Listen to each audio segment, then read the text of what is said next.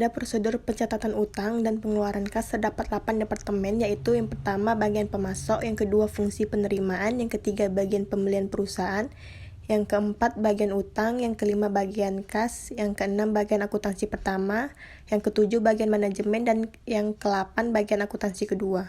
Nah, yang pertama kita mulai dari bagian pemasok. Bagian pemasok menyerahkan faktor pembelian sebanyak 4 macam. Faktor pembelian pertama diserahkan ke fungsi penerimaan, faktor pembelian kedua diserahkan ke bagian pembelian perusahaan, faktor pembelian ketiga diserahkan ke bagian utang, dan faktor pembelian yang keempat diserahkan ke bagian utang. Nah, selanjutnya di fungsi penerimaan menerima barang dan faktor pembelian di satu dari bagian pemasok. Kemudian dari faktor pembelian tersebut, fungsi penerimaan membuat laporan penerimaan barang dan diserahkan ke bagian pembelian perusahaan. Selanjutnya, bagian pembelian perusahaan menerima faktor pembelian kedua dan laporan penerimaan barang dari pemasok. Lalu dari faktor pembelian tersebut dibuat laporan penerimaan barang. Kemudian bagian pembelian perusahaan memeriksa barang dan faktor serta laporan penerimaan barang. Nah, jika bagian pembelian tidak menemukan penyimpangan, maka akan diparaf dan disetujui. Selanjutnya, laporan penerimaan barang serta faktor diberikan kembali kepada pemasok. Selanjutnya, di bagian utang menerima faktor pembelian yang ketiga dari pemasok dan laporan yang sudah diparaf ke bagian pembelian perusahaan. Kemudian bagian utang membuat bukti kas keluar. Dari bukti kas keluar tersebut diserahkan kepada pemasok beserta faktor dan laporan penerimaan barang.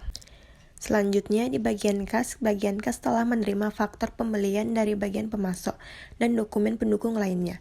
Kemudian bagian kas membuat cek tunai dan setelah itu diserahkan kepada pemasok. Kemudian bukti kas keluar dan dokumen pendukungnya dicap lunas dan dikirimkan ke bagian akuntansi. Pada bagian akuntansi menerima bukti kas keluar beserta dokumen pendukungnya dari bagian kas. Kemudian bagian akuntansi membuat laporan pembayaran dan laporan pengeluaran kas.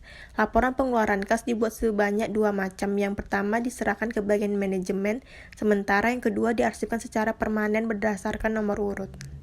Kemudian pada bagian manajemen menerima surat permintaan pengeluaran kas dan menyetujui SPPK tersebut. Lalu SPPK yang telah disetujui tersebut diserahkan kepada bagian pemegang kas.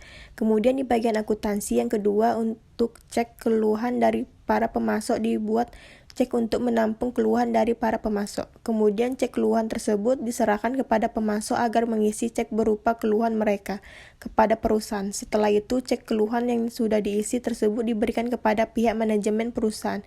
Kemudian selesai.